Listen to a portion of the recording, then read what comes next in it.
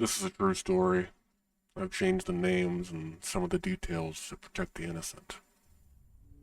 Growing up at my mother's, I lived next door to an older couple who were raising their grandchildren. From what I gathered, the kids' parents had been killed in some sort of accident that none of the adults would talk about when we were around. The two grandchildren were both in high school by the time my siblings and I were still in elementary school, so we never really hung around them. But when they got bored with games or movies or books, their grandmother would give them to my mom to see if they'd be suitable for any of us. Being a reader, I kept a lot of the books. Most of the movies we had already. Animated films from Disney and random comedies. This was before DVDs, and so these movies were video cassettes and official covers. Most of our own tapes were of shows and movies we'd copied off of TV, or a copy of something that an aunt or uncle made for us. One day, though, one of the tapes we got from the neighbors was in a plain white box, with no writing and no labels in the tape. Thinking it was probably a blank tape that hadn't been used, we put it away in a junk drawer and forgot about it. My mother went out one day, leaving me and my siblings at home for a few hours. And I was in the living room, watching TV, when I saw that the next movie coming on was going to be Three Men and a Baby. I didn't like the movie. I didn't like the movie itself, so much as the legend about the ghost of the little boy that's supposedly in it. Excited, I ran to get the blank videotape so I could show it to my friends later. The reel inside of the cassette showed that it had been partially played, and I rewound it so the movie would be at the very beginning of the tape. I had a few minutes before my movie started, so I decided I'd check the tape to see if it was actually recording for something else. I pressed play, and the video started with a lot of static and lines running through it. Being a pro at it, I used the VCR remote to adjust the tuning until the picture became steady. There was nothing but a black screen for a few moments, and then the picture came on to one of my favorite old TV shows, Full House. From the beginning, the episode didn't seem right. The opening intro was blood red, and you could hear people screaming like they were being murdered. None of the actors seemed to be happy either. They all had these grim faces. When the episode actually started, there was only one camera being used, and so it literally moved from room to room on the set. The picture was shaky too, as if the camera person wasn't too steady, and it was very unprofessional. This episode was one I'd never seen before, to my surprise. It was about the annoying neighbor, Kimmy Gibbler, and her crush on Uncle Jesse. She invited herself over to have a slumber party with DJ, but spent most of the time following Jesse around. The actors said their lines very quietly and sadly, looking at the camera often as if pleading with the person behind it. They took pauses at the right moments to allow for audience laughter, but there was only silence, as if they were taping on a closed set.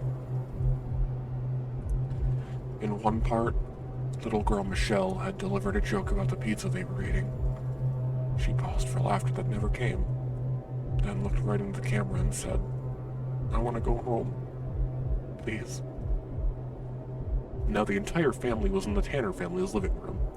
Danny and Joey sitting in armchairs, DJ and Stephanie on the couch, and the twins who played Michelle were on a playpad. Cammy was standing up, her arms in front of her, wrists taped together, and even more tape secured a large, shiny knife to her hands. She was looking into the camera again. "Please, don't make me do this. I don't want to do this." The camera panned over to where the front door was. Jesse had what must have been a sharpened broomstick stuck through his stomach into the door. Blood dripped down from his body onto the entryway. Panning back to where Kimmy was, the camera went to a close-up of her shaking hands as she went up to first DJ, then Stephanie, and Joey, and Danny, and stabbed them one by one. The only sound you could hear was Kimmy's hysterical screaming and crying. No words, only fear. Only the twins were left now, and they were staring wide-eyed and silent as Kimmy came closer to them. She screamed one last thing.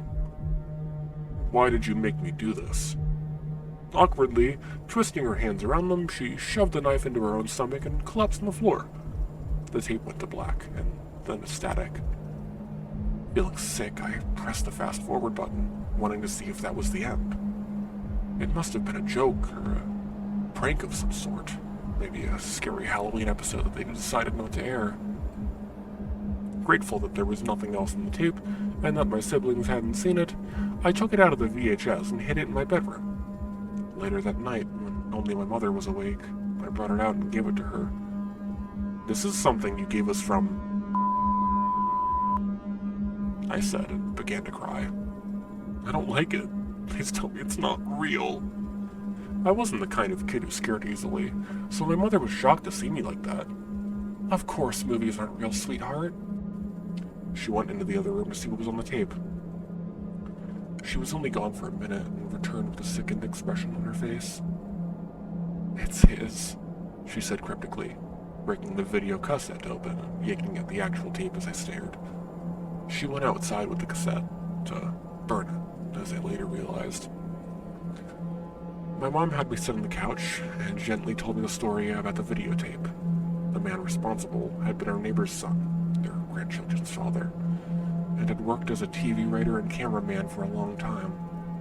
When the kids were in elementary school, the dad had been showing some signs of mental illness. His doctor believed it was just exhaustion from being overworked, and so the man took a vacation with the family that had seemed to help him relax. It didn't last. After only a few weeks of being back at work, he was becoming irritated and emotional and everything. He was paranoid, and believed that everyone he worked with was conspiring to keep him down, even demote him from his position. He felt his contributions to the show weren't appreciated, and that if only they would follow his vision, they would have a guaranteed #1 every season onward. One day, he snapped and held the cast and some of the crew hostage to make the episode that I had watched. Everything had sure looked real to me, but my mom reiterated that all the blood and violence had been special effects. I guess it must have been. The show went on afterwards, right? The network suppressed the entire incident and paid to have the man sent to a private psychiatric hospital where he could recover, if possible, in peace and secrecy. His wife went to visit him one day when he was feeling low, and he killed her, and then himself. That was how his kids came to live with his parents, who were mortified by the whole thing. More than anything else, my mother made me promise to never mention the tape to the neighbor kids. They believed that the dad had died in a medical hospital with a contagious illness, and that the mom had been killed on the drive over to visit him. I would have slept a lot better the next few months if I'd been able to believe that too.